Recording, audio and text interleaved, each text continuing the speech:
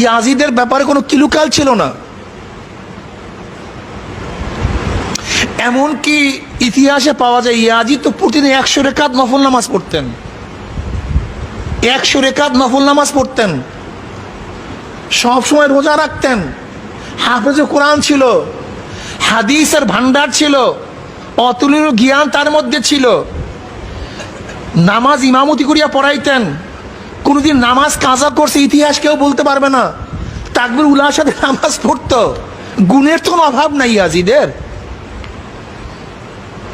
ইয়াজিদের তো গুণের অভাব নাই। ছি ঈশা হুজুর, বুয়া সৈয়দ, লানত হোক আপনাদের উপরে, লানত হোক। নামের আগে সৈয়দ, সৈয়দ লিখতে হইলে যে নীতিমালা, নীতিমালাতে হইল বাপের দিক থেকেও সৈয়দ হইতে হবে, মায়ের দিকেও সৈয়দ হইতে হবে। আল হাসানি ওয়াল হোসাইনি অথবা আল হোসাইনি আল হাসানি, তাইলে হয় সৈয়দ দাদা। তো দাদা সৈয়দ না, দাদার আগের জন সৈয়দ না, হঠাৎ করে বাপ সৈয়দ হয়ে গেছে, বাপের ঘরে ফলারাও সৈয়দ হয়ে গেছে। এই সৈয়দ কোন সৈয়দ? সৈয়দ কি আমাদের দেশে এক জাতীয় সৈয়দ আছে যারা ওই যে গড়ের ছাল আগের দিনে গড়ের খড় দিয়ে গড়ের ছাল সইতে, ওদেরকেও সৈয়দ বলে। তো ওই রকম সৈয়দ বা সরের কামলা, সেও সৈয়দ, নাউজুবিল্লাহি মিন জালিক। কোন মুসলমান, কোন ইমানদারের আকীদা এটা হইতে পারে না। কোন আকীদায়, কোন মুসলমান রে ভাই তুই এজিদের প্রশংসা করস? কোন বিশ্বাসে, কোন আকীদার উপরে, কোন ইমানের উপরে তুই এজিদের গুণগান করস? তুই আমারে কত ইবলিশ শয়তান থেকে কি এজিদের বিদ্যা বুদ্ধি কি কম ছিল নাকি? ইবলিশ তো ফেরেশতা মালায়েকাতের সমস্ত ফেরেশতাদের ওস্তাদ ছিল, কিন্তু আসমান জমিনে এমন কোনো জায়গা নাই যেখানে ইবলিসের সেজদা নাই। তো সে ইবলিসের পরিণতি কি জানোস না?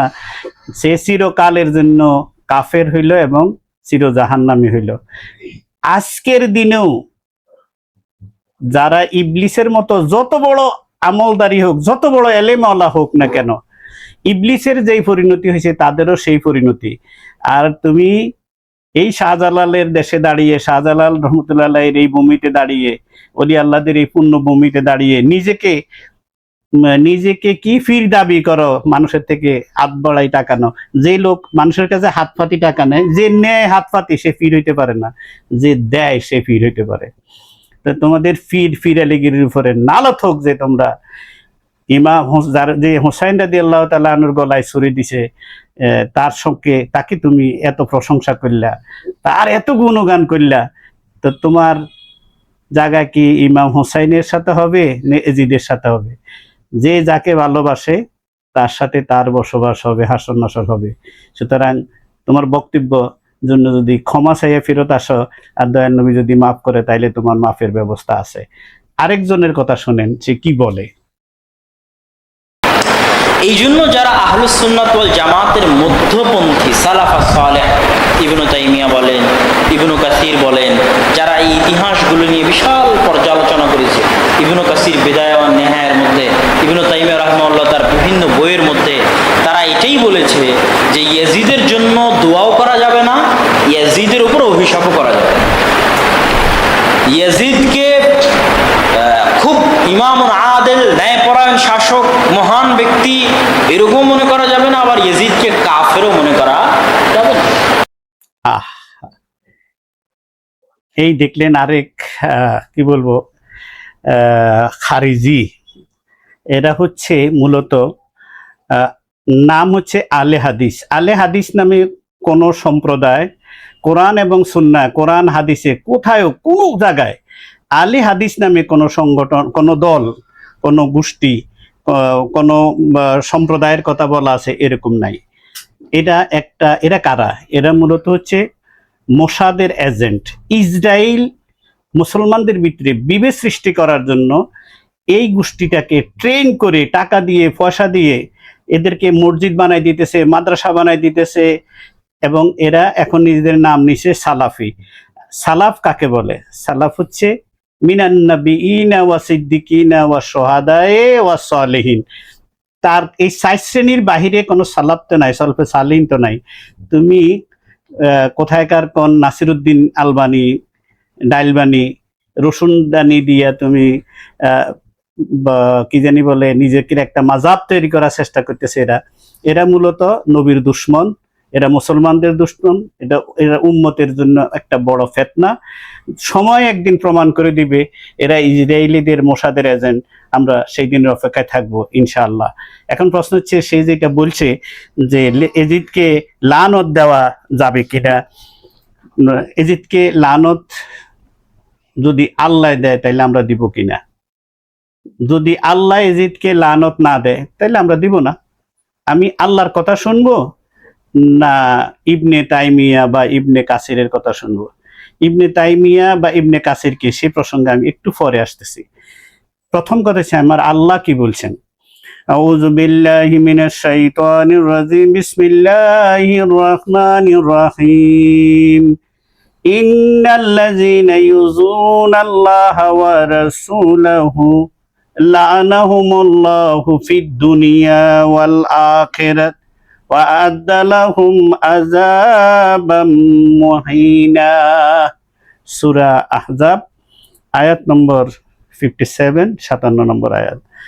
আমার আল্লাহ বলতেছে ইন্নাল্লাযীনা, ওই গোষ্ঠী, ওই ব্যক্তি, ওই সম্প্রদায়, ওই জাতি যারা, ইন্নাল্লাযীনা যারা, আমি আল্লাহকে, ইউজুন আল্লাহ আমাকে কষ্ট দেয়, ওয়া রাসূলাহু এবং আমার রাসূলকেও কষ্ট দেয়, লানাহুমুল্লাহু ফিদ দুনিয়া ওয়াল আখিরাত, তাদের উপরে লানত বর্ষিত হোক। তারা হচ্ছে লানতুল্লাহ, তাদের উপরে অবশ্যই অবশ্যই লানত বর্ষিত হবে, কারণ এই লানত আমার আল্লাহ দিতেছে। আল্লাহ কয় যারা আমাকে এবং আমার হাবিবকে কষ্ট দিবে তারা হচ্ছে লানতুল্লাহ, তাদের উপরে আমার লানত। এখন আল্লাহ কইছে তার উপরে লানত। এখন দেখি নবী কষ্ট পাইছেন কিনা। কারবালার জমিনে লানত হোক তোমাদের মতো মুসলমানদের উপরে। কারবালার জমিনে শিশু আলী আসগরের গলায় যখন তীর ঢুকলো, ফোরাতের পানি কুকুর খায়, ছাগল খায়, গরু খায়, বেড়ায় খায়, পশু পাখি খায়, কিন্তু আমার দয়াল নবীর আওলাদের জন্য ফোরাতের পানি নাই, বন্ধ। এক ফোঁটা দুধের জন্য, দুধের কষ্টে ইমাম আলী আসগরের দেহ মোবারক যখন উঠে ধরি বললেন যে আমার এই শিশু বাচ্চার জন্য একটু পানি দাও, ইমাম হোসেন যখন উঠে দিলেন, একটা তীর এসে এই কণ্ঠনালী ভেদ করে চলে গেলেন। ইমাম হোসেন এই শিশু আলী আসগরকে নিয়ে ওনার স্ত্রীর কাছে ফিরে দিন, নাও তোমার আলী আসগরকে পানি পান করে নিছে। কারবালার জমিনে যখন ইমাম হাসানের সন্তানকে যখন শহীদ করা হয়, কত বছর বয়স ছিল বাচ্চাটা? কারবালার জমিনে যখন জয়নবের 2 সন্তানকে শহীদ করা হয়, কত বছর বয়স ছিল তাদের? একে একে আমার নবী বংশের 72 জনকে সেই দিন শহীদ করা হয়। সেজন্য কবি নজরুল কত সুন্দর করে বলছেন, নীল সিয়া আসমান, লালে লাল দুনিয়া আম্মা, খুন তেরা খুন কিয়া খুনিয়া, কাঁদে কোন ক্রন্দসী কারবালা ফোরাতে, সে কান্দনে আশুয়ানে সীমারেরও সোরাতে। সীমারের সুরিও কাঁদে, কিন্তু তোদের চোখে পানি আসে না। তো নিকৃষ্ট তোরা। কারবালার জন্য আমার আম্মা উম্মে সালমা রাদিয়াল্লাহু তাআলা আনহা বলেন যে আমি দুপুরবেলা একটু ঘুমাইছিলাম, হঠাৎ দেখি স্বপ্নে আমার দয়াল নবীজি আমার সামনে হাজির হয়ে গেছেন। আমার দয়াল নবীজির দাড়ি মোবারকের ভিতরে কারবালার জমিনের দুলাবালি। আমি জিজ্ঞাসা করলাম, ইয়া রাসূলুল্লাহ, আপনার এই অবস্থা কেন? নবীজি উত্তর দিলেন, সালমা, আমার বংশের সকল, আমার হোসাইনও শহীদ হয়ে গেছে, তাদের রক্ত নিয়ে এসেছি আমি কারবালার জমিন থেকে। বল আমার নবী সেদিন কি কষ্ট পাইছে কিনা? কারবালার জমিনে যে কষ্টটা আমার নবী পেয়েছেন, যেভাবে আমার নবী বংশকে সেদিন কারবালার জমিনে শহীদ করা হয়েছে, শুধুমাত্র ইমাম জয়নাল আবদিন ছাড়া, তিনি অসুস্থ ছিলেন বলেই সেদিন তিনি আল্লাহ ওনাকে রক্ষা করেছেন এবং তিনি সেদিন বেঁচে এসেছেন। কারবালার আমার নবী বংশের যাদেরকে, যে মায়েদেরকে কখনো চাঁদ সুরজ দেখে নাই, তাবুগুলা জ্বালিয়ে দেওয়া হয়েছে, বেআব্রু করা হয়েছে, মাথার গোমটা টেনে নেওয়া হয়েছে, বন্দি করা হয়েছে, হাত পা বেঁধে হাতে পায়ে শিকল লাগিয়ে তাদেরকে কয়েদি বানিয়ে নেওয়া হয়েছে। কারবালার জমিন থেকে দামেস্ক পর্যন্ত যেই ঘটনা, পৃথিবীর জমিনে এমন কোন মুসলমান তো নয়, কাফেরের চোখেও ফানি আসে কারবালার জমিনের ঘটনা। এবং কারবালার জমিন থেকে ইমাম হুসাইনের খণ্ডিত দেহ মোবারক যখন বর্ষার আগার ভিতর রেখে যখন দামেস্কের দিকে রওনা হয়েছে, বন্দী অবস্থায় যখন নবী পরিবারের সদস্যগণ বাগী হিসাবে, বিদ্রোহী হিসাবে যখন ওনাদেরকে অ্যারেস্ট করে নিয়ে যাওয়া হচ্ছে, রাস্তার দুই পাশে কত মানুষ দাঁড়িয়েছিল, তারা সেদিন সেই দৃশ্য দেখেছে, কিন্তু তারা জানতো না এটা ইমাম হুসাইন ছিলেন। তারা জানতেন যে এটা বিদ্রোহী ছিলেন, তারা বগাবাদ করেছেন, তারা বিদ্রোহ ঘোষণা করেছেন। সেই জন্য তাদেরকে, সেদিনও তারা নামাজ পড়েছে ইমাম হুসাইনের বিপক্ষে। সেই দিনও যারা করেছেন, সেখানে 4000 হাফেজে কোরআন ছিলেন, 3000 মুহাদ্দিস ছিলেন। কি লাভ হয়েছে? তাদের সকলের পরিণতি কারবালার পরে মুক্তার সাকাফির হাতে প্রত্যেকের পরিণতি সকলে জানে। ইতিহাস ভুলে গেলে চলবে না। মুক্তার সাকাফি নামক আল্লাহর এক বান্দা এমন প্রতিশোধ নিয়েছেন যে এদের নাম নিশানাও পৃথিবীর বুকে রেখে ছাড়েন নাই। এদের পরিণতি কি হয়েছে সেটি সবাই জানে। কারবালার ঘটনা স্মরণকে যার চোখে পানি আসে না, তাকে আমার নবীর উম্মত বলবো কিভাবে? তুই নিজের পীর দাবি করবি কিভাবে বল? পীর আলীগিরি আসছে তো মাওলা আলী শেরে খোদা থেকে। তো তুই তো আমার নবীর বংশধরকে তাদের কষ্টে তোর তো কষ্ট হইল না, তুই এজিদের প্রশংসা করস। তোর কে ফিরগিরি দিছে? আল্লাহর রাস্তে মানুষের কাছে হাত পাতস আর খাস আর ফিরগিরি করস। নাউজুবিল্লাহি মিন জালিক। নালত হোক তোদের উপরে, তোরা নালতুল্লাহ। তা আমার আল্লাহ যাদেরকে নালত দিয়েছেন, যারা আমার নবীকে কষ্ট দেয়, আল্লাহ আপনারই কেমনে কষ্ট দিবে? আমার আল্লাহ কয় আমার নবীর কষ্ট দিলে এটা। তাহলে কারবালার জমিনে কি আমার নবী কষ্ট পেয়েছেন? পেয়েছেন। যেহেতু আমার নবী কষ্ট পেয়েছেন, এবার আমার আল্লাহ কয় এই কষ্ট আমিও পেয়েছি। তা আমার আল্লাহ তাদেরকে বলছে লানাহুমুল্লাহু ফিদ দুনিয়া ওয়াল আখিরা, তাদেরকে আমি সাজা দিব, তারা হচ্ছে আমার লানতপ্রাপ্ত দুনিয়ায় এবং আখেরাতে। আয়াত তো শেষ করে নেই। আমার আল্লাহ কত কঠিন এই ব্যাপারে। এখানে তো শেষ করে দিতে পারতেন যে আমি দুনিয়ায় আখেরাতে সাজাই দেব, না, আমার আল্লাহ শেষ করে নাই। আমার আল্লাহ আ'আদ্দালাহুম আযাবাম মুহিনা, এই আযাবাম মুহিনা কাফেরের শানে ব্যবহৃত হয়। আযাবাম মুহিনা, মুহাদ্দিসিন যারা তাফসীর নিয়ে ঘাটাঘাটি করেন, দেখেন আযাবাম মুহিনা, আযাবুন আলিম, আযাবুন আযীম, আযাবাম মুহিনা, আযাবাম মুবিনা, এই শব্দগুলা কার কার শানে ব্যবহার করা, যারা একটুখানি তাফসীর শাস্ত্র নিয়ে লেখাপড়া করেন তারা বলতে পারেন। ইভেন আমাদের আলহামদুলিল্লাহ আমাদের আলিয়া মাদ্রাসার যে শিক্ষানবিশ যে ছাত্ররা আছে তারাও এটা জানে। তো আযাবাম মুহিনা, এই সাজাটা হচ্ছে কাফেরের জন্য। এখন বলো যে লানত দেওয়া যাবে না এজিদকে, এইটা যে বলছে, যার রেফারেন্স তুমি দিছো, এখন ওই যে আলে খবিশ, তুমি যে বললা খবিশের ঘর থেকে একটা খবিশ পয়দা হয়েছে। একদিকে বলে আমরা হাদিস মানি, কোনো ইমাম মানি না। এখন যখন দরকার হয়েছে, এখন ইবনে কাসির আর ইবনে তাইমিয়াকে নিয়ে আসছে, বলতেছে ইবনে কাসির আর ইবনে তাইমিয়া কথা বলছেন। এখন আমি ইবনে কাসির ইবনে তাইমিয়াকে কেন মানবো বা মানবো কিনা, তাদের কথা আমি মানবো কিনা, সেই ব্যাপারে আল্লাহর কোরআন কি বলে আমি সেই দিকে যাব ইনশাআল্লাহ। তাহলে আমরা সূরা আযাবের 57 নম্বর আয়াত থেকে আমরা বলতে পারি, যারাই কারবালার জমিনে আমার নবী বংশকে শহীদ করেছে, আমার নবী বংশের মহিলাদেরকে, আমাদের সম্মানিত আমাদের নবী পরিবারের সদস্যদেরকে, মহিলা সদস্যদেরকে যারা অপমানিত করেছে, এবং বন্দি অবস্থায় কারবালার জমিন থেকে দামেস্ক পর্যন্ত নিয়েছে। সারা রাত্র দামেস্কের ইজিদের দরবারের বাহিরে সেই বিল্ডিং আজও আছে, সেই দরবারও আছে, সেখানে বাহিরে দাঁড় করিয়ে রেখেছেন। সারা রাত্রভর সেখানে দাঁড় করিয়েছেন নবী পরিবারের সদস্যগণ, কারণ এজিদ তো রাত্রের বেলা ঘুমাইতেছেন, সকালবেলা দরবার বসবে, তারপরে ওনাদেরকে সেই দরবারে পেশ করা হবে। দরবারে কি কি ঘটনা ঘটছে সেখানে বিবি জয়নব, আম্মা ফাতেমার মেয়ে ইমাম হুসাইনের বোন জয়নাব রাদিয়াল্লাহু তাআলা না কি বক্তব্য দিয়েছিলেন, সেখানে বিবি সকিনা কি বক্তব্য দিয়েছিলেন, সেখানে ইমাম জয়নাল আবেদিন কি বক্তব্য দিয়েছিলেন।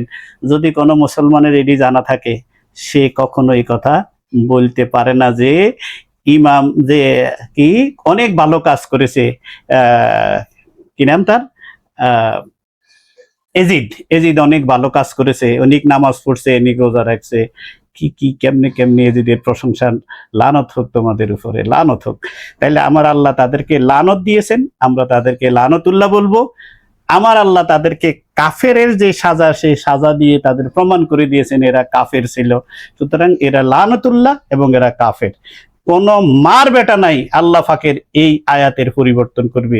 এই ঘোষণা, এই আইন, এই আল্লাহ ফাকের আইন। আমার আল্লাহ বলছে আযাবাম মুহিনা, আযাবাম মুহিনা কাফেরদের জন্য। সুতরাং সেদিন কারবালার জমিনে এজিদ বাহিনী যারা এই কারবা ঘটাইছে, এজিদ শুদ্ধ, তারা সকলেই ছিল লানতের হকদার, তারা সকলে লানতুল্লাহ, তাদের উপরে লানত আল্লাহ নিজে দিয়েছেন এবং তাদেরকে কাফের আল্লাহ নিজে বলেছেন। এরপরে কোনো ইমাম, কোনো ব্যক্তি সেখানে নিজের মতবাদ দেওয়ার কোনো সুযোগ নাই। কোরআন নজ দ্বারা যেটা প্রমাণিত সেটা ব্যক্তি বিশেষ বলার কোনো অধিকার রাখে না। এবার আসে ইমাম। আমি যে কথা বলছিলাম যে ইমাম আমি কাকে মানবো, যাদেরকে আমি ইমাম মানবো, কার কথা আমি মানবো। আমি যদি সূরা বাকারার 124 নম্বর আয়াতটা আপনাদের সামনে ধরি, আউযু বিল্লাহি মিনাশ শাইতানির রাজিম, বিসমিল্লাহির রহমানির রহিম, ওয়া ইয বাতালা ইব্রাহিম রাব্বুহু বিকালিমাতিন ফাআতাম্মাহুন্না ক্বালা ইন্নী জাইলুকা লিন-নাসি ইমামা ক্বালা ওয়া মিন যুররিয়াতি ক্বালা লা ইয়ানালু আহাদিজ যালিমিন। আমার আল্লাহ তাআলা বলতেছেন সূরা বাকারার 124 নম্বর আয়াতে আমার আল্লাহ বলতেছেন যে আমি ইব্রাহিমকে অনেকগুলো পরীক্ষা করেছি। কি কি পরীক্ষা করেছি বিস্তারিত বর্ণনা আছে। প্রথম পরীক্ষা হচ্ছে যে ওনাকে অগ্নিকুণ্ডে নিক্ষিপ্ত করা হয়েছে। 40 দিন ইব্রাহিম খলিলুল্লাহ অগ্নিকুণ্ড ছিলেন। আমার আল্লাহ সেখানে বলছেন কুলনা ইয়া নারু কুনি বারদাও সালামুন আলা ইব্রাহিম। তারপরে ইব্রাহিম খলিলুল্লাহ সেখান থেকে হিজরত করে তিনি চলে আসছেন আজকের যে জেরুজালেম। তিনি সেখানে প্রথম ছিলেন শামে, সেখান থেকে উনি জেরুজালেম চলে গেলেন। সেখানে তিনি বসবাস শুরু করে দিলেন জেরুজালেমে। তারপরে যখন ওনার বিবি হাজারার যখন একটা বাচ্চা হলো, প্রথম স্ত্রী ওনার সাহারা, বিবি সাহারা, দ্বিতীয় স্ত্রী হচ্ছেন ওনার বিবি হাজারা। হযরতে হাজারা আলাইহিস সালামের যখন ইসমাইল আলাইহিস সালামের জন্ম হয়, এই ছোট শিশু বাচ্চাটাকে সহ আল্লাহ পাক হুকুম দিলেন, যাও তুমি তাদেরকে বনবাসে রাখি আসো। আজকের যেখানে মক্কায় মুআজ্জমা, এই যেখানে আমরা জমজম কূপ দেখি, সেটাই ইসমাইল আলাইহিস সালামের পায়ের চিহ্নের পায়ে পদাঘাতে হয়েছেন সেই জমজম কূপে। পানির জন্য বিবি সাহারা সাফা মারওয়া দৌড়াদৌড়ি করেছেন, সেটা সাফা মারওয়া এখন দৌড়াদৌড়ি করা, সাই করা, এখন এটা হজের ওয়াজিব হয়ে গেছেন। এই হজটা পুরোটাই ইব্রাহিম খলিলুল্লাহ এবং বিবি সাহারার আনুষ্ঠানিকতা। ওনারা যা করছেন সেটি স্মরণ। তো বলছেন যাও, সেখানে মানুষ নাই, জন নাই, কিছু নাই, আজকের এরকম ছিল না। সেই পাহাড়ি একটা জায়গার ভিতরে আল্লাহ হুকুম দিলেন ইসমাইল এবং তার মাকে সেখানে রাখি আসো। কত বড় পরীক্ষা ওনার উপরে। কেউ নাই, জনমানবহীন একটা দেশে, জনমানবহীন একটা পাহাড়ি এলাকায় আল্লাহ পাক হুকুম দিলেন তোমার স্ত্রী সন্তানকে সেখানে রেখে আসো। রেখে আসলেন। আসার সময় স্ত্রী জিজ্ঞাসা করলেন, স্বামী গো, আপনি কি আপনার ইচ্ছে রাখলেন না আল্লাহর হুকুমে রাখলেন? বলছেন আল্লাহ পাক, আল্লাহর হুকুমে আমি তোমাদেরকে এখানে রেখে যাচ্ছি। ইব্রাহিম খলিলুল্লাহ সেখানে দাঁড়িয়ে দোয়া করে দিন যে আল্লাহ এখানে ফলমূল দিয়ে ভরপুর করে দাও, কারণ এখানে তো কোনো কিছু নাই, ফলমূল ভরপুর করে দাও, এটাকে আবাদ করে দাও। ইব্রাহিম খলিলুল্লাহর দোয়ায় আজকে কিয়ামত পর্যন্ত সেই আরব দেশে মক্কার সেই অংশে কোনোদিন খাদ্যের অভাব হয় নাই, হবেও না, সেইটা চলছে এইভাবে। তো সেই জায়গায় ওনাকে রাখি চলে আসলেন, এটা একটা পরীক্ষা। যখন ইসমাইল আলাইহিসসালামের বয়স 9 অথবা 13, দুইটা রেওয়ায়াত আছে, 9 অথবা 13 হয়েছেন, আল্লাহ পাক ইসমাইল আলাইহিসসালামকে হুকুম দিলেন ওনাকে কোরবানি করার জন্য। আজকে যেখানে আমরা হাজিরা গিয়া ফাত্তর মারে, ওই জায়গায় ইসমাইল আলাইহিসসালামকে কোরবানি করার জন্য দিলেন, কিন্তু আল্লাহ পাক ইসমাইল আলাইহিসসালামকে কোরবানি করতে দেয় নাই, না দিয়া সেখানে দুম্বা কোরবানি করার জন্য দিয়েছেন। এতগুলা পরীক্ষা নেওয়ার পরে এবার আমার আল্লাহ বলতেছে বিসমিল্লাহির রহমানির রহিম ওয়া ইয বাতালা ইব্রাহিম রাব্বুহু বিকালিমাতিন ফাআতাম্মাহুন্না। আমি ইব্রাহিমকে কতগুলা পরীক্ষা দিয়েছি, তাকে যাচাই করেছি, সে আমার প্রত্যেক পরীক্ষায় উত্তীর্ণ হয়ে গেল। যখন সে আমার প্রত্যেক পরীক্ষায় উত্তীর্ণ হয়ে গেল তখন আমি বললাম ক্বালা ইন্নী জাইলুকা লিন্নাসি ইমামা, তোমাকে আমি জগতের জন্য ইমাম বানিয়ে দিয়েছি। লিন্নাসি ইমামা, সমগ্র মানব জাতির জন্য ইমাম হয়ে গেছেন ইব্রাহিম খলিলুল্লাহ। এবার ইব্রাহিম খলিলুল্লাহ মালিকের দরবারে আরজ করতেছেন ক্বালা ওয়া মিন যুররিয়াতি, মালিক আপনি তো আমাকে ইমাম বানিয়েছেন, আমার বংশ থেকে কাউকে বানাবেন? আমার আল্লাহ বলছেন ক্বালা লা ইয়ানালু আহাদিজ জালিমিন, যারা জালিম নয় তারা ব্যতীত সবাইকে আমি, তোমার ইমামত তোমার মধ্যে আছে, নবুয়তও তোমার মধ্যে আছে। কখন নবুয়ত? যখন কাবা শরীফ নির্মাণ করলেন, রব্বানা ওয়া বা'আস ফীহিম রাসূলাম মিনহুম ইয়াতলু আলাইহিম আয়াতিকা ওয়া ইউআল্লিমুহুমুল কিতাবা ওয়াল হিকমাতা ওয়া ইউযাক্কিহিম ইন্নাকা আনতাল আজিজুল হাকীম। ইব্রাহিম খলিলুল্লাহ ওনার ছেলে ইসমাইল আলাইহিসসালামকে নিয়ে খানে কাবা পুনর্নির্মাণ করলেন, করে আল্লাহর কাছে ফরিয়াদ করতেছেন, আল্লাহ আমার এই পুত্রে নিয়া বাপ ছেলে দুইজনে মিলে আমরা তোমার ঘরটা বানাইছি, তো তুমি আখেরের জমানার শেষ জমানার যে পয়গম্বর, তখনও আমার নবী দুনিয়াতে আসেন নাই, 2000 বছর পরে এসেছেন। তো তখন বলতেছে যে আখেরি জমানায় যে পয়গম্বর তুমি পাঠাইবা তাকে আমার এই ছেলের বংশে পাঠাইয়া, আল্লাহ আমার ইসমাইলের বংশে তুমি পাঠাইয়া, এবং সেখানে আমার নবীজির যে কি কি সিফাত হবে, গুণ হবে, সেটাও বর্ণনা করতেছেন যে মিনহুম ইয়াতলু আলাইহিম আয়াতিকা, তিনি আয়াত কোরআন তেলাওয়াত করে শোনাবেন, আল্লাহর আয়াত তেলাওয়াত করে শোনাবেন, আল্লাহর আয়াত তেলাওয়াত করবেন। ওয়া ইউআল্লিমুহুমুল কিতাবা ওয়াল হিকমা, কিতাবের হিকমত শিক্ষা দিবেন, অর্থাৎ তার মারিফত শিক্ষা দিবেন। কিতাব শুধু পাঠ করবেন না, ওর গূঢ় রহস্যগুলি তার মানুষকে শোনাবেন, মানুষকে শিখাবেন, মানুষকে সেটার অনুসারী করবেন, যে কোরআনের গূঢ় রহস্য বলি মানুষের কাছে প্রকাশ করবেন। আর কি করবেন? মানুষকে পবিত্র করবেন। ওয়ায়ু জাক্কিহিম, এই দয়াল নবী, এই নবী, যে নবী মানুষকে পবিত্র করবেন। এই যে আজকের দিনে দেখেন যে এই যে কওমি মাদ্রাসায় এতগুলা অপকর্ম ঘটে, কেন ঘটে? কারণ নবীজি এদেরকে পবিত্র করে না। কেন পবিত্র করে না? এরা সবাই দুশ্মনে রসুল, আর দুশ্মনে রসুলকে রসুল্লাহ ঠেকা পড়ে নাই যে রসুল এদেরকে পবিত্র করবেন। যার কারণে এদের দ্বারা এই সমস্ত কওমে লূত যে কারণে ধ্বংস হয়েছে সেই কারণগুলা এদের দ্বারা সংগঠিত হচ্ছে। যে কাজটা কোনো জানোয়ার করে না, সেই কাজটা কিন্তু এরাই করে। কেন করে? কারণ এরা অপবিত্র, এরা নাফাক। কেন নাফাক? কারণ আমার রসুল তাদেরকে পবিত্র করে না, কারণ এরা রসুলের শান, রসুলের মান, রসুলের মর্যাদাকে বুঝতেও পারে না, অনুধাবনও করতে পারে না, এবং সেটা নিজের জীবনে বাস্তবায়নও করতে পারে না। যার কারণে আমার রসুলের সাথে শত্রুতা করার কারণে আল্লাহ তাদেরকে লাঞ্ছনার শাস্তি হিসাবে কওমে লূতের উপর যে সাজা, সেই সাজাটা এদের উপর বলবৎ আছে, এবং এটা থাকবে যতক্ষণ না এরা পরিবর্তন হবে। কিন্তু পরিবর্তন হওয়ার কোনো সুযোগ নাই। কেন সুযোগ নাই? তারা যে কাজটা করে আল্লাহ তাদের কাছে কাজটাকে শোভনীয় করে দিছে। এই জন্য দেখবেন যে তারা এত বড় বলৎকার করার পরেও এই গোষ্ঠীর ভিতরে কোনো অনুশোচনা নাই। আর সো কল্ড ইসলামের কি জানি নিয়ে রাখছে, হোলসেল ডিস্ট্রিবিউটর নিয়ে আমাদের দেশে কত ইসলামী দল হয়ে গেছে, মূলত শুধু রাষ্ট্র ক্ষমতা দখল করার জন্য, ক্ষমতার ভাগ নেওয়ার জন্য, ইসলামের জন্য কেউ না। এত ঘটনার পরে কোনো মোল্লার মুখ থেকে কিন্তু এদের বিরুদ্ধে কথা আসে না। যদি এটা যদি কোনো কলেজও হইতো তাহলে সেটা কিন্তু বন্ধ হয়ে যেত। এটা ওই কোন লোক আবুল সরকার কি গান গাইছে সেই জন্য তারে ফিটাইয়া তারে থানা দেওয়া হয়েছে। আবুল সরকার গান গাইছে, সে আমি আবুল সরকারে কি গান গাইলো সেটাতে আমার কি আসে যায়, কিন্তু যারা ধর্মের ঠিকাদারি নিয়ে রাখছে সেই ঠিকাদাররা কিন্তু এই যারা অপকর্ম করতেছে, কৌমলুতের কাজ করতেছে তাদেরকে বলে না, কেননা আল্লাহ রসুল তাদেরকে পবিত্র করে না। তো আল্লাহ পাকের কাছ থেকে ইব্রাহিম খলিলুল্লাহ এটা চাইয়া নিছেন যে নবুয়ত আমার বংশে দেন।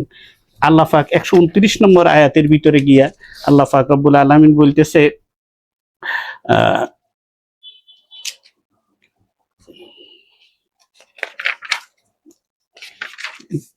151 নম্বর আয়াতে আল্লাহ পাক বলতেছেন, বিসমিল্লাহির রহমানির রহিম, সূরা বাকারা, বিসমিল্লাহ,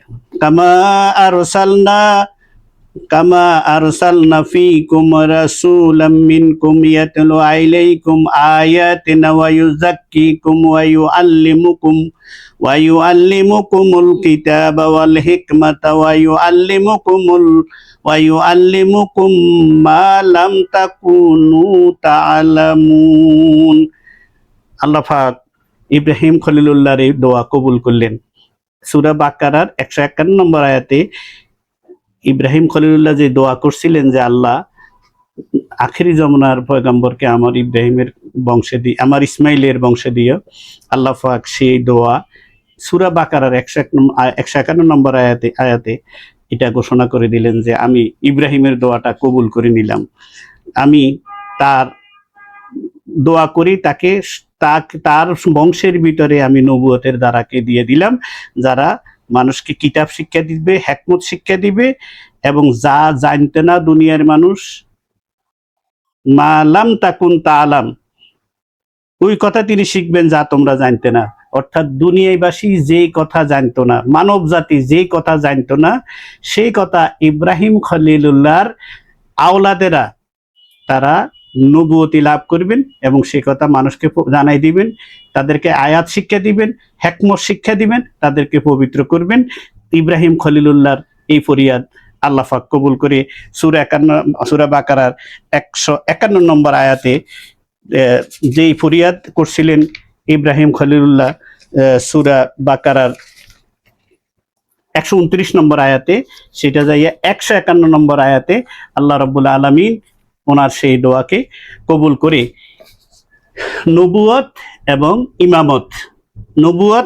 ইমামত ওনাকে দান করে দিলেন। তাকে ইব্রাহিম খলিলুল্লাহকে। এবং এই দ্বারা নবুয়তের দ্বারা শেষ হয়েছে আমার দয়াল নবীর মাধ্যমে। দয়াল নবীর মাধ্যমে 1,24,000 বা 2,24,000 পয়গম্বর দুনিয়ার বুকে আসছেন। 5 জন ব্যতীত বাকি সকলেই ইব্রাহিম খলিলুল্লাহর আওলাদ এবং ওনার বংশে আসছেন। আর শেষ নবী আমাদের দয়াল নবী, উম্মতের কান্ডারি নবী, গুনাহগারদের শাফিউল মুজনিবিন, রহমতুল্লিল আলামিন, আল্লাহর হাবিব, আল্লাহর খলিল, তিনি দুনিয়াতে 570 খ্রিস্টাব্দে দুনিয়ার বুকে আসলেন। ওনাকে মাধ্যমে দিয়ে আল্লাহ পাক ওনাকে খাতামুন নবীন করে নবুয়তের দ্বারা সমাপ্ত করে দিলেন। সুতরাং আর জমিনে নবী আসবেন না। সুতরাং নবুয়তটা ইব্রাহিম খলিলুল্লাহকে আল্লাহ বলতেছেন, নবুয়তের দ্বারা তুমি আমার থেকে ফরিয়াদ করে নিয়েছো, তুমি আমার থেকে চাই নিছো। আর ইমামত এটা আমি তোমাকে দান করেছি, আমার তোমাকে পরীক্ষা করি, তুমি সব পরীক্ষায় তুমি উত্তীর্ণ হয়েছ, তার বিনিময়ে আমি আল্লাহ তোমার প্রতি খুশি হয়ে তোমাকে আমি মানব জাতির জন্য ইমাম বানিয়ে দিছি, এবং কিয়ামত পর্যন্ত তোমার বংশ থেকে ইমামরা আসবেন। সুতরাং আমি অন্য কোনো বংশের ইমাম তো নিব না, আমার আল্লাহ যাদেরকে ইমাম বানাই দিয়েছেন সেই কথা তো আল্লাহ কোরআনে বলেই দিয়েছেন। কোরআন আমার সামনে আছে, আমি কোথায় কে কি বললো আমি সেখানে যাব কেন? তবলিগি ওয়াহাবি মদুদি আমি এটি শুনতে যাব কেন? আমি খারিজি হইতে যাব কেন? আমি আলে খবিশ হইতে যাব কেন? আমার সামনে তো আল্লাহর কোরআন রয়ে গেছে, আল্লাহর ফয়সালা রয়ে গেছে। আল্লাহ তো বলেই দিয়েছেন যে ইমামত এবং নবুয়ত থাকবে ইব্রাহিম খলিলের কাছে, তার বংশধরদের কাছে। সুতরাং নবুয়তের দ্বারা আমার দয়াল নবীকে দিয়ে শেষ হয়ে গেছেন। ইমামতের দ্বারা কতক্ষণ পর্যন্ত চলবে? যখন ইমাম মাহাদি উনি আমার নবীদের আওলাদ। ইমাম মাহাদি মাধ্যমে ইমামতের দ্বারা শেষ হবে। কিয়ামতের আগ পর্যন্ত ইমামতের দ্বারা ইব্রাহিম খলিলুল্লাহর আওলাদ থেকে, অর্থাৎ আমার নবীদের আওলাদ থেকে থাকবেন। এর বাহিরে যারা আসবেন আমরা তাদেরকে ইমাম হিসাবে মানি না, কারণ আল্লাহ তাদেরকে ইমাম হিসাবে স্বীকৃতি দেয় নাই। ওরাই খারিজি, ওরাই রাফিজি, ওরাই মুতাজিল্লা, ওরাই শিয়া, এরাই জমানার হাল জমানার আহলে খবিশ, যাদের সাথে আমার ইসলামের কোনো সম্পর্ক নাই। সুতরাং আমার নবীজির ইব্রাহিম খলিলুল্লাহর আওলাদদেরকে আল্লাহ রাব্বুল আলামিন ওনাদেরকে ইমামতও দিয়েছেন এবং ওনাদেরকে নবুয়তও দিয়েছেন। যখন আমার নবীজি আল্লাহ রাব্বুল আলামিনের কাছে ইব্রাহিম খলিলুল্লাহ যখন দোয়া করলেন আমার নবীজি কাছে, সেটা একটা পাথরের উপর দাঁড়িয়ে করছিলেন, যেটাকে আজকে মাকামে ইব্রাহিম বলা হয়। যেই পাথরের উপর দাঁড়িয়ে ইব্রাহিম খলিলুল্লাহ আল্লাহর কাছে আমার দয়াল নবীজিকে চাইছেন, সেই পাথরটা আল্লাহ পাক কাবার 360টা পাথর সেখান থেকে সরে গেছে। আর ইব্রাহিম খলিলুল্লাহ যেই পাথরের উপর দাঁড়িয়েছেন সেই পাথরটাকে সংরক্ষণ করে আজকে সেই মাকামে ইব্রাহিমকে সামনে রেখে হাজী সাহেবদেরকে 2 রাকাত নামাজ পড়তে হয়। সেটাকে মুসল্লা বানিয়ে দিয়েছেন এবং সেটার স্মরণ কিয়ামত পর্যন্ত চলবে। আর আমার নবীজি যাকে চাইছেন তিনি হচ্ছেন ইমাম হুসাইন, ইমাম হাসান রাদিয়াল্লাহু তাআলা আনহু। পৃথিবীতে এই জমিনে কার ক্ষমতা আছে যেই পাথরের উপর দাঁড়িয়ে নবীজিকে চাইছেন ইব্রাহিম খলিল, সেই পাথরকে সম্মানিত করে দিয়েছেন ইমান রক্ষার করার জন্য, সেটাকে আল্লাহর নিদর্শন বানিয়ে দিয়েছেন। সেইখানে আমার দয়াল নবীজি ইমাম হাসান এবং হোসাইনকে চেয়েছেন। সুতরাং তাদেরকে তাদের গুণগান, তাদের জিকির, তাদের জিকিরে হোসাইন, জিকিরে খোদা, এটাকে কেউ কিয়ামত পর্যন্ত কেউ এটাকে নড়াইতে পারবেন না। আমার নবীজি যখন গাদিরে বিদায় হজ করে যখন নবীজি যাচ্ছেন, বিদায় নিয়ে মক্কা মুআজ্জামা থেকে যখন গাদিরে নামক এক জায়গায় এক ময়দানে উপস্থিত হইলেন, সেখানে আমার নবীজি জোহরের সাহাবা আজমাইনের জমাতকে নিয়ে 1,24,000 সাহাবা আজমাইনের জমাতকে নিয়ে তিনি সেখানে জোহরের নামাজ আদায় করলেন। করে আমার নবীজি বললেন যে আমার জন্য তোমরা মিম্বারের ব্যবস্থা করো। সেখানে মিম্বর করা হইলো। আমার নবীজি সেখানে আল্লাহর হামদ প্রশংসা করলেন, আমার নবীজির নবুয়তের ঘোষণা দিলেন, দিয়ে আমার নবীজি সবাইকে বললেন যে তোমরা সাক্ষী দাও আমাকে, আমি কি তোমাদের প্রাণের থেকে বেশি নিকটে নই? আলাস্তু আওলা বিকুম মিন আনফুসিকুম, আমি কি তোমাদের প্রাণের থেকে বেশি নিকটে নয়? সকলে উত্তর দিলেন কালু বালা, হ্যাঁ ইয়া রাসূলুল্লাহ, আপনি আমাদের প্রাণের থেকে বেশি নিকটে। আমার নবীজি 3 বার এই কথা জিজ্ঞাসা করলেন। তারপরে নবীজি দিলেন, আমি কি তোমাদের ইমানদারদের প্রাণের থেকে বেশি নিকটে নয়? সকলে দাঁড়িয়ে এক কাতারে বললেন কালু বালা ইয়া রাসূলুল্লাহ, হ্যাঁ নবী গো, আপনি ঠিক বলেছেন, আমরা সকলেই আমাদের সকলের প্রাণের থেকে আপনি বেশি নিকটে। আমার নবী 3 বার এই কথা জিজ্ঞাসা করলেন। আমার নবীজি 3 বার হাল আনতুম তাশাহাদুন, তোমরা কি সাক্ষ্য দিচ্ছ যে আমি তোমাদের প্রাণের থেকে বেশি নিকটে? সকলেই বললেন হ্যাঁ, আপনি আমাদের প্রাণের থেকে বেশি নিকটে। এবার আমার দয়াল নবীজি মাওলা আলী শেরে খোদার হাত মোবারক ধরে টানি উঠে, হাতটা টানি উপরে উঠে মাওলা আলীর হাতকে উঠেই বললেন, তোমরা শোনো, আমাকে দিয়ে নবুয়ত ইমামত এখানে পর্যন্ত শেষ। এখন তোমাদের সামনে ইমাম হিসাবে আমি যাকে রেখে যাচ্ছি সে হচ্ছে মান কুনতু মাওলাও ওয়া হাযা আলিউন মাওলা। এবার বলছেন তোমরা যারা আমাকে মাওলা মানো, আমাকে প্রাণের থেকে বেশি নিকটে মানো, এখন শুনি নাও। নবীজি জানতেন ওনার সময় শেষ, ওনাকে যেতে হবে। আজ থেকে তোমাদের মাওলা হিসাবে আমি আলীকে এখানে তোমাদের আমার স্থলাভিষিক্ত করে গেলাম। সেই জন্য হচ্ছে, এই জন্য বলছে মান কুনতু মাওলাও ওয়া হাযা আলিউন মাওলা, যার মাওলা আমি, আলীও তার মাওলা, যাদের মাওলা আমি, আলীও তাদের মাওলা। সমস্ত সাহাবা আজমাইনের জমাত 1,24,000 পয়গাম সাহাবা আজমাইন সেখানে এক বাক্যে নত শিরে আলী মাওলা আলী শেরে খোদাকে মাওলা হিসাবে গ্রহণ করে নিয়েছেন। মাওলা মানে অভিভাবক হিসাবে গ্রহণ করে নিয়েছেন। ইমামত মাওলা আলীর কাছে চলে গেছেন। নবুয়ত আমার দয়াল নবীর পরে শেষ। এতদিন পর্যন্ত ইব্রাহিম খলিলুল্লাহ থেকে আমার দয়াল নবী পর্যন্ত নবুয়ত এবং ইমামত একসাথে ছিলেন। যিনি নবী তিনি ইমাম। এখন নবীজি চলে গেছেন, নবুয়ত শেষ, ইমামত মাওলা আলী শেরে খোদার কাছে চলে গেছেন। যার কারণে আমার নবীজি বলছেন, যারা আমাকে মাওলা মানো, মানে আমি তোমাদের অভিভাবক, আমাকে ইমাম মানো, আমার আলী তোমাদের ইমাম। কিয়ামত পর্যন্ত এই দ্বারা অব্যাহত থাকবে। মাওলা আলীর বংশ থেকে যারা আসবে তারাই হবে আমাদের ইমাম। সুতরাং অন্য কেউ ইমাম হয়ে আসলে সে আমাদের ইমাম হতে পারে না। সে হোসাইনি ইমাম হবে না, সে হবে এজিদি ইমাম। যারা কারবালার জমিনে 24,000 বা 22,000 যেখানে একসাথে দাঁড়িয়ে মাত্র 72 জনের বিরুদ্ধে লড়াই করেছে। এটা কি যুদ্ধ হয়? যারা হত্যা করে শহীদ করেছে, যারা ইমাম হোসেনের দেহ মোবারক থেকে মাথা মোবারক ছিন্ন করে উপরে বর্ষার উপরে ধরে রেখেছে, যারা দুধের শিশুদেরকে শুধু মারি খান্ত হয় নাই, ওনাদের দেহগুলোকে ক্ষত বিক্ষত করে দিয়েছে, ইমাম হোসেনের দেহ মোবারকের উপর দিয়ে গোড়া চালিয়েছেন এই ইয়াজিদির বংশধরেরা, আজকে তাদের পক্ষে সাফাই গায়ে আবার তাকে নিজেকে হোসাইনের নানার ধর্ম দাবি করে। সে যেই মিম্বার ইমাম হোসাইনের নানার, যেই ইমাম হোসাইন নবীজি সেজদায় লুটিয়েছিল, সেজদায় দিতেছেন, ইমাম হোসাইন আসি নবীজির গর্দানে বসে গেছেন। আল্লাহ রাব্বুল আলামিন জিবরিলকে পাঠাই দিলেন, আমার নবীকে বলো, আমার খুব পছন্দ হয়েছে হোসাইন যতক্ষণ পর্যন্ত না নামবে নবী যেন মাথা উঠায় না উঠায়। তিনি হোসাইন, নবীজির দেহ মুবারকে, নবীজির কোলে, নবীজির গর্দানে যিনি লালিত পালিত, তিনি ইমাম হোসাইন।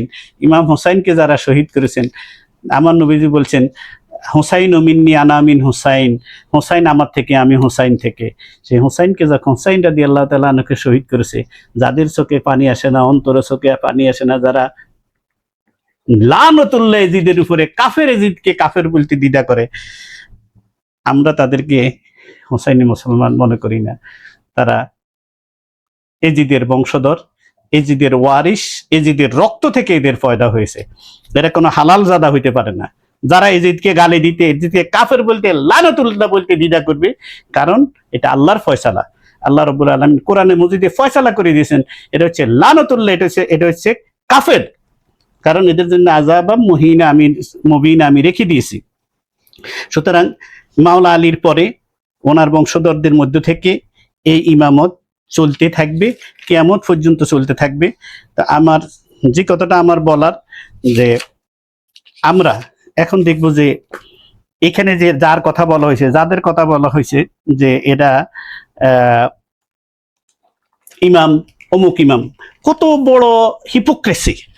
যখন নিজের কথা বলে তখন বলে যে আমরা হাদিস ছাড়া কিছু মানি না। দ্বিতীয় যেই ছেলেটা কথা বললো, তার বাবা হচ্ছে গোস্তাকে রসুল, যে নবীর নামের সাথে আল্লাহর নাম নেওয়া যাবে না, নবীর নামে জিকির করা যাবে না। নবীর নাম নিব কেন? নবী তো মানুষ, নবী তো মাকলুক, নবীর নামে দিলে তো আল্লাহর বরাবর হয়ে যায়। আমার এর ভিডিও পূর্বে আমি তাকে কাফের বলেছি। কোনো মার্শ লাল নাই যে চ্যালেঞ্জ মোকাবিলা করতে, যে কোনো সময় প্রস্তুত আছে ইনশাআল্লাহ। হোসাইনের গোলামরা রক্ত দিতে দ্বিধা করে না, কারণ ইমামত এবং শাহাদাত দুইটা একসাথে চলে। কারণ ইমামত কখনো বাতিলের সাথে আপোষ করে না, সেই জন্য তারা শাহাদাত বরণ করে। তো ইমামত আর শাহাদাত কখনো আলাদা হয় না, একে অন্যকে জড়িয়ে রাখে। সুতরাং যাদের কথা বলা হয়েছে, সে আজকে যাদের প্রশ্ন হচ্ছে যে যেখানে সে সই হাদিস আর ছাড়া আর কিছু মানে না, কোনো ইমাম মানে না, ইমামে আজমকে গালিগালাজ করে, ইমাম শাফিকে গালিগালাজ করে, ইমাম হাম্বলকে গালিগালাজ করে, সেখানে আমাদের তরিকতের ইমামদেরকে তো তারা কি জানি মানুষে মনে করে না। সেই গোষ্ঠী, সেই দল আজকে মুনাফিকি করি, কত বড় মুনাফিক সে আজকে ইবনে কাসির আর ইবনে তাইমিয়াকে নিয়ে আসছে, যে ওনারা বলছে যে এটা ইবনে কাসির আর ইবনে তাইমিয়া যেটা বলছে সেটা কি রাসূলুল্লাহর হাদিস? যে কোন সহিহ হাদিস আছে বলো? তুমি সহিহ হাদিস মানো, তাইলে সহিহ হাদিস থেকে দেখাও যে এদেরকে কাফের বলা যাবে না, এদেরকে লানতুল্লাহ বলা যাবে না। সুতরাং বোঝা গেছে তোমাদের জন্মের ভিতরেই দোষ আছে। ইবনে কাসির, ইবনে তাইমিয়া, ওনারা কেউ আওলাদে রসুল না, এবং আওলাদে রসুলদের সাথে ওনাদের কোনো সম্পর্ক নাই। ওনারা ওই যে নবীজির জমানায় একদল ছিল মুসলমানদের ভিতরে, যে যারা নবীজিকে বলছেন যে হে মোহাম্মদ আপনি ইনসাফ করেন, তো সেই দলের লোক আছে না, তো সেই দল কিয়ামত পর্যন্ত থাকবে না। এই দলের লোকেরা হক যেই দল সেটা হচ্ছে আহলে বাইতের কাছে ইমামত, ওনাদেরকে আমরা অনুসরণ করব। এখানে এজিদ আমাদের আদর্শ হতে হবে না, আমাদের আদর্শ হবে ইমাম হুসাইন এবং হুসাইনের গোলামেরা। আমি একটুখানি গাঁটি দেখলাম যে এরা কারা, আগেও কিছুটা ধারণা ছিল, কিন্তু আমাকে যে ধারণা আমি পেলাম যে ওনারা কেউ যেই দুজন লোকের কথা বললেন ওনারাই হচ্ছে ওয়াহাবি মতবাদের প্রতিষ্ঠাতা মূলত। ওনাদের সাথে আমাদের কোনো সম্পর্ক নাই, ওনাদের সাথে হোসাইনি মুসলমানদের কোনো সম্পর্ক নাই। এটা আমাদের যে চার মাযহাবের যে চার ইমাম, তারা এই কোনো মাযহাবের ইমাম নয়, তারা মাযহাবের ইমামদের কেউ শিষ্য নয়, অনুসারী নয়, এরা কেউ কোনো মাযহাবের শিষ্য নয়, কোনো মাযহাবের ইমামের অনুসারীও নয়। তারা তাদের মতো করি, তারা নিজেদের মতো করে কথা বলবে, তার অধিকার আছে, সে বলবে, সাজা দেওয়ার মালিক তো আল্লাহ। কিন্তু আমরা মানবো কাকে? আমরা মানবো ইমামত যাদের কাছে, যারা ইমাম আমরা তাদেরকে মানবো। আল্লাহ পাক যেন আমাদের সবাইকে বুঝ দেয়। ইনশাআল্লাহ আগামীকাল থেকে মুহররমের মাস শুরু হয়ে যাবে, মুমিনের জন্য শোকের মাস, বেদনা বিদুর মাস। আমরা এই মাসটিকে অত্যন্ত গুরুত্বের সাথে, অত্যন্ত গাম্ভীর্যের সাথে আমরা এই মাসটিকে আমরা পালন করব। আল্লাহ পাক আমাদের সবাইকে তৌফিক দেন, আমাদের সবাইকে ইমাম হুসাইনের গোলাম, হুসাইনের আওলাদদের গোলাম, যেভাবে বলেছেন আমার গরিবে নওয়াজ সুলতানুল হিন্দ খাজা গরিবে নওয়াজ মঈনুদ্দিন চিশতি আজমেরি রাদিয়াল্লাহু তাআলা আনহু, উনি বলেছিলেন যে হুসাইনের গোলাম আমি তার গোলাম। আমরা ঠিক সেই কথাই বলবো যে গরিবে নওয়াজের গোলাম আমি তার গোলাম। আমি তো ইমাম হুসাইন পর্যন্ত বুঝতে পারবো না, গরিবে নওয়াজ ইমাম হুসাইনের আওলাদ, উনি আল হাসানি ওয়াল হুসাইনি। সুতরাং যারা ইমাম যারা গরিবে নওয়াজ, যারা আমার দয়াল নবীজির আওলাদের গোলাম, আল্লাহ পাক আমাদের সবাইকে যেন নবীজির আওলাদের গোলামের গোলাম, তুষ্য গোলাম হিসেবে যেন কবুল করে, তাদের পায়ের স্যান্ডেলের একটা দুলিকণা হিসেবে যেন আমাদেরকে স্থান দেয়। তাইলে কাল ময়দানে মাশারে আমরা চলে যেতে পারবো। আমরা এর বাহিরে কাউকে ইমাম হিসাবে কবুল করি না, মানি না, মানতে পারি না। এটা আমার আল্লাহর ফয়সালা। সুতরাং আল্লাহর ফয়সালা অনুযায়ী এজিদ কাফের, এজিদ লানাতুল্লাহ, সূরা আহজাব আয়াত নম্বর 57। কোনো মাল্লাল এটাকে খণ্ডানোর সুযোগ নাই। আল্লাহ পাক আমাদের সবাইকে বোঝার তৌফিক দেন। আসসালামু আলাইকুম ওয়া রাহমাতুল্লাহি ওয়া বারাকাতুহু। আল্লাহুম্মা সাল্লি আলা সাইয়্যিদিনা মুহাম্মদ ওয়া আলা আলি সাইয়্যিদিনা মুহাম্মাদিন ওয়া বারিক ওয়া সাল্লাম। Subscribe our channel and follow our Facebook page.